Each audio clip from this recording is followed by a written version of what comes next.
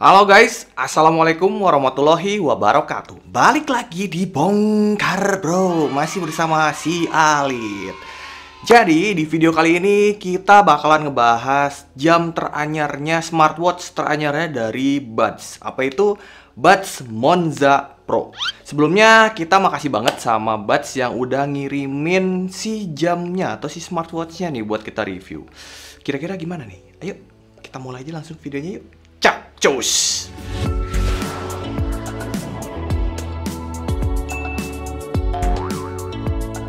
Nah, ini dia packagingnya.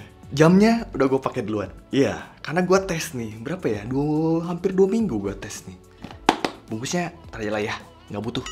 Nah, untuk harga si Buds Monza ini itu dibanderol sekitar 499.000 ya, 500.000 kurang 1.000 lah.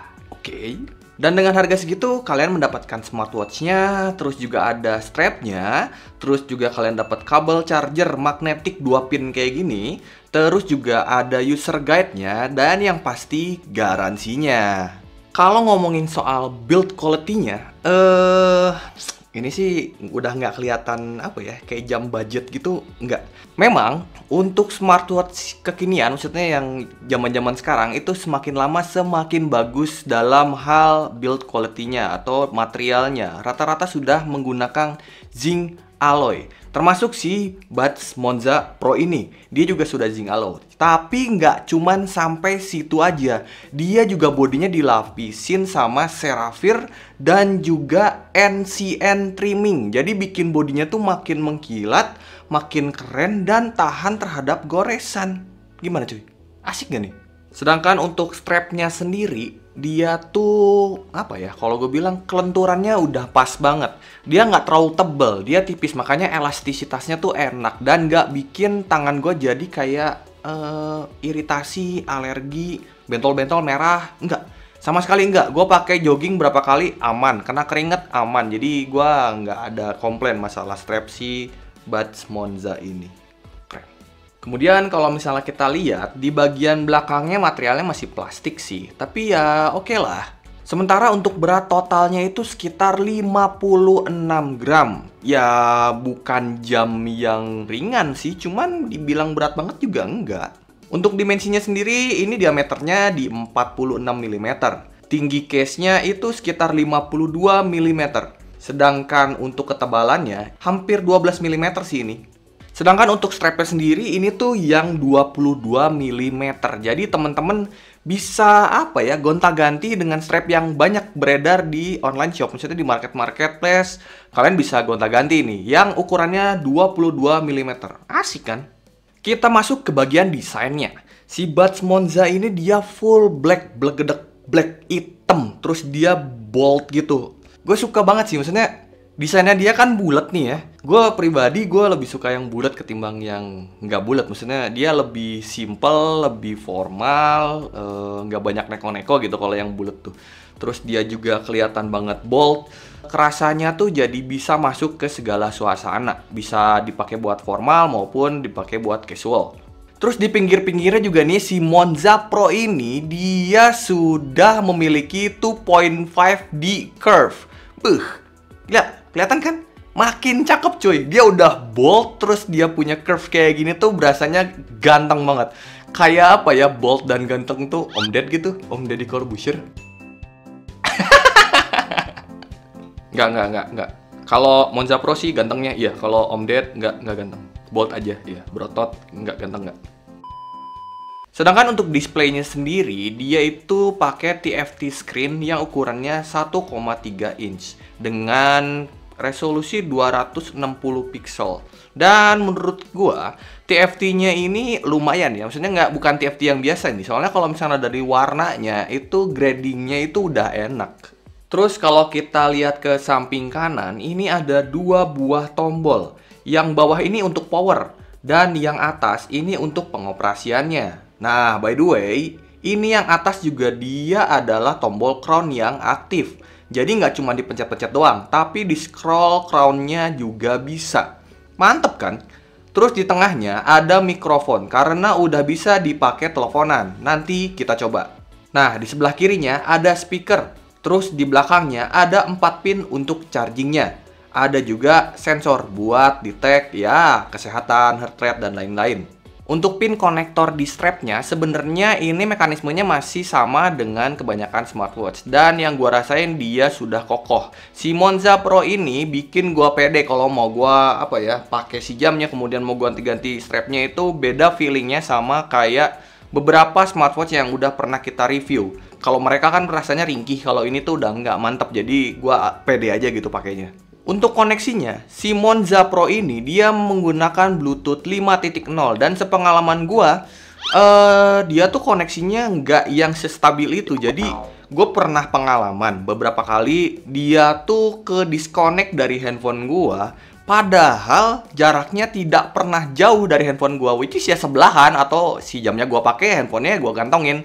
Jadi jaraknya cuma segitu-gitu aja, nggak pernah di luar dari batas jarak Bluetooth 5.0 tuh nggak pernah. Jadi gue agak kurang senang aja sih, karena ya jadi mau masuk tuh harus ngekonekin lagi, dan dia tuh kayak nggak mau auto connect gitu. Kalau misalnya ini udah di luar jangkauan, otomatis kan ke disconnect tuh. Nah kemudian kita masuk range lagi, range connectnya dia nggak connect secara otomatis, nggak mau gitu. Jadi ya harus kita konekin lagi. Cuman ya mungkin ini akan bermasalah sama orang-orang yang memang pengen nikmatin full push notification dan yang lain-lain yang terhubung dengan handphone ya. Kalau misalnya enggak sih ya nggak jadi masalah. Nah untuk pairingnya sebenarnya gampang banget ya. Cuman gue bakalan jelasin nih, karena ada 2 jenis pairing di sini. Yang pertama adalah pair terhadap atau terhubung terhadap aplikasinya, dimana kalian tinggal download aplikasinya. Nanti gue akan ceritakan ya nama aplikasinya. Ketika teman-teman akan diarahkan untuk menyalakan Bluetooth dan location, kemudian kalian tinggal scan aja, dan di situ kalian langsung connect dengan smartwatch-nya dan bisa synchronize data dari smartwatch ke si smartphone-nya. Yang kedua adalah koneksi untuk Bluetooth call. Ya, karena dia sudah bisa dipakai untuk teleponan si Monza Pro ini. Jadi kalian bisa konekin si Bluetooth call-nya dengan membuka settingan Bluetooth pada smartphone kalian. Nah, jadi ada 2 nih yang terhubung dari si smartwatch kalian ke smartphone kalian. Kalau misalnya teman-teman ada yang nanya, "Bang, itu kalau misalnya udah Bluetooth call terhubung, gue masih bisa pakai TWS nggak?" Pertanyaan yang bagus. Dan jawabannya adalah tidak. Jadi kalian harus pilih salah satu, mau connect ke si Bluetooth call-nya si smartwatch dari si Monza Pro ini, atau mau connect ke TWS kalian. Ya itu sih, pilih. Tapi untuk masalah connect ke aplikasinya tetap kok. Jadi misalnya si Monza Pro ini tetap bisa connect sama aplikasi di smartphone kalian, dan kalian juga tetap bisa pakai TWS kalian. Hanya Bluetooth call aja yang tabrakan dengan fungsi TWS ya. Untuk masalah fitur, si Monza Pro ini juga nggak kalah cuy. Dia itu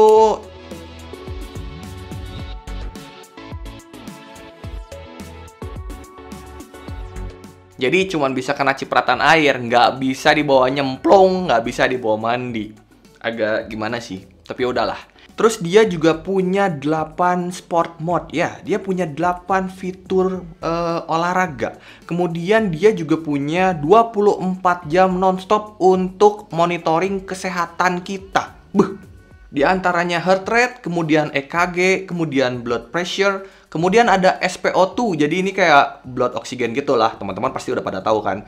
Terus juga ada sleep monitoring. Nah, di rumah gua tes jogging dan gua perhatikan step sama pace-nya di si Monza Pro ini ternyata lumayan juga. Nggak kayak smartwatch yang budget, meskipun harganya cuma 500 ribuan.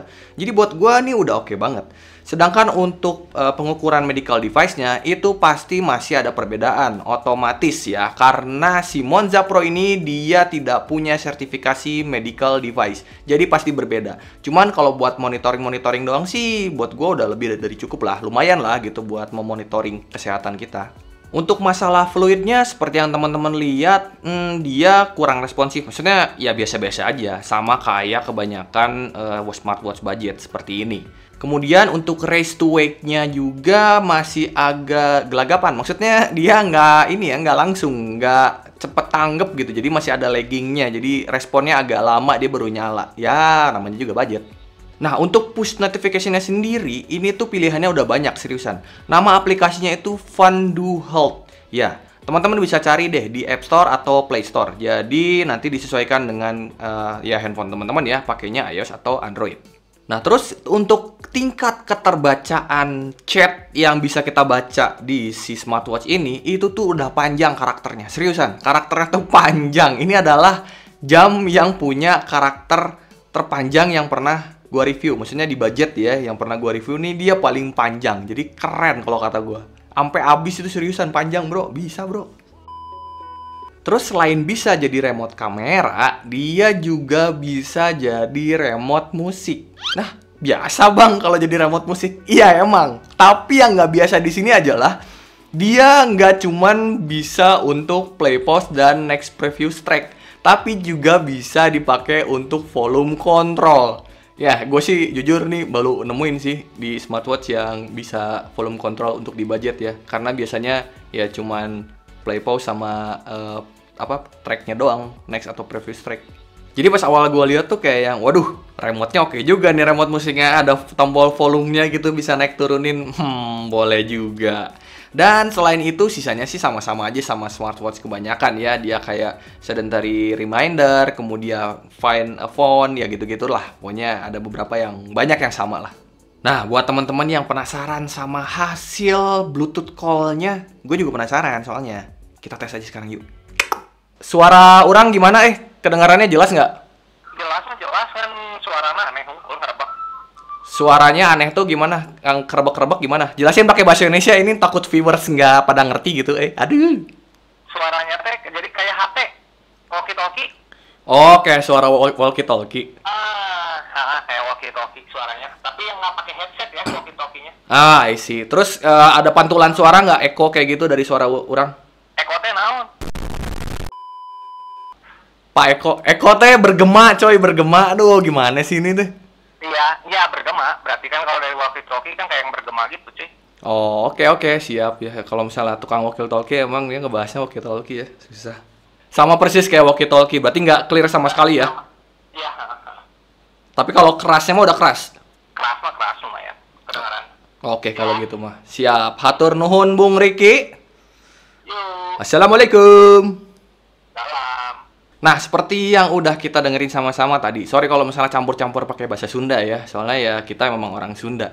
Jadi menurut obrolan gue sama Bro Riki, ini tuh suaranya dia. Kalau misalnya di sini mah udah jelas sebenarnya udah enak. Gue bisa ngedengerin dengan nyaman. Tapi di lawan bicara kita itu suaranya masih kayak pakai walkie-talkie. Jadi bukan suara yang jernih. Kalau teman-teman ngerti suara walkie-talkie kayak gimana tuh, dia masih suaranya mendem dan ada ekonya, jadi berbuntut suaranya dan kadang-kadang kresek-kresek, nggak yang sejernih itu. Jadi ya mungkin untuk dipakai teleponan kayak main daily kita dipakai teleponan kayaknya enggak deh. Kita tetap pakai handphone lebih bagus. Kalau ini mungkin dalam kondisi tertentu aja, misalnya lagi nyetir segala macam, nggak ada Bluetooth yang bisa dikoneksi ke mobil, mungkin ini bisa jadi salah satu alternatif biar kita tetap bisa nyetir dengan safe.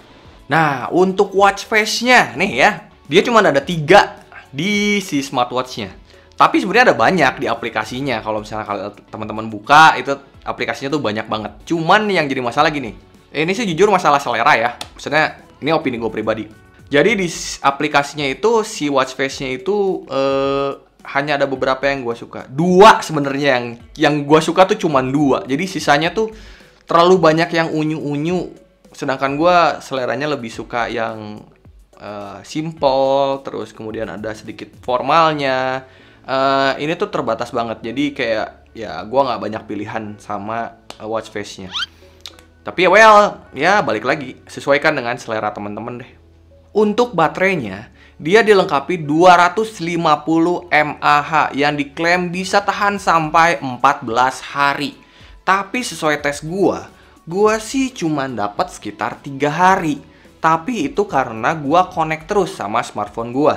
Jadi itu pushnya tuh gue aktifin. Tapi nggak semua gue nyalain. Yang gue nyalain tuh cuman kayak Instagram, terus SMS, terus buat teleponnya, call kalau misalnya ada yang masuk, terus Line, terus WhatsApp. Ya udah, cuman 5 aplikasi ini doang. Cuman ya gue surprise aja. Kenapa dari klaimnya 14 hari tiba-tiba bisa cuman 3 hari? Dan akhirnya gue menyimpulkan bahwa si Monza Sport ini tergolong smartwatch yang boros baterainya. Karena Gua nggak ngejamin juga nih ya. Gua nggak ngejamin juga kalau misalnya dia tahan sampai 14 hari karena gua juga belum tes. Cuman gini, teman-teman bisa nyobain kalau misalnya teman-teman beli, lebih baik teman-teman matikan fitur Bluetooth-nya. Ya, di Bluetooth setting di si Monza Sport ini teman-teman matiin karena ada dua tuh, visibility sama connecting-nya. Itu teman-teman matiin si Bluetooth-nya biar nggak terkonek sama apapun, dan menurut gua itu bisa jadi bikin si jamnya jadi jauh lebih awet. Sedangkan untuk charging time-nya sendiri, sekitar 2-3 jam dengan arus 5 volt. Ingat, jangan terlalu besar, ntar jamnya meledak cuy. Kesimpulannya, di harga 499.000, apakah worth it atau enggak bang? Nih ya, gua ambil easy-nya aja. Sebenarnya sih si Buds Monza Pro ini adalah salah satu smartwatch budget di harganya yang patut diperhitungkan. Terlepas dari masalah kelebihan dan kekurangannya, kayak ya mungkin dia punya kekurangan, dia baterainya lemah, watch face-nya dia terbatas, begitu-begitu. Ya itu sih balik lagi ya ke kebutuhan teman-teman, karena kan kalau misalnya kita lihat kayak build quality-nya juga dia udah bagus. Kemudian dia punya desain yang ciamik. Terus juga dia ya pasti ya kayak misalnya buat dipakai olahraga, penghitungannya step dan untuk pace-nya dia udah lumayan dibandingkan dengan smartwatch budget lainnya. Terus juga masalah keterbacaan teksnya dia, push notification-nya dia yang panjang banget. Terus juga dia remote-nya juga lengkap, remote musiknya yang gua tadi jelasin ya. Itu jadi nilai plus tersendiri yang membedakan si Buds Monza Pro ini dengan smartwatch lainnya di jajarannya. Cuman ya intinya balik lagi ke bagaimana kebutuhan, selera, serta kemampuan dari teman-teman. Kalau misalnya teman-teman mampu untuk beli yang lebih bagus, belilah yang lebih bagus. Tapi kalau mau cari menang-mending, nah ini adalah salah satu budget smartwatch yang patut kita perhitungkan. Jadi untuk beli apa tidaknya, teman-teman yang menentukan sendiri. Kalau begitu, segini aja videonya. Sorry kalau misalnya terlalu singkat. Kalau misalnya teman-teman masih ada pertanyaan, boleh langsung tanya di kolom komentar di bawah. Kalau teman-teman suka dengan konten seperti ini, boleh dong subscribe Bongkar Bro, biar kita makin senang lagi bikin videonya. Kalau gitu, Alit Sur Alit undur diri. Assalamualaikum warahmatullahi wabarakatuh.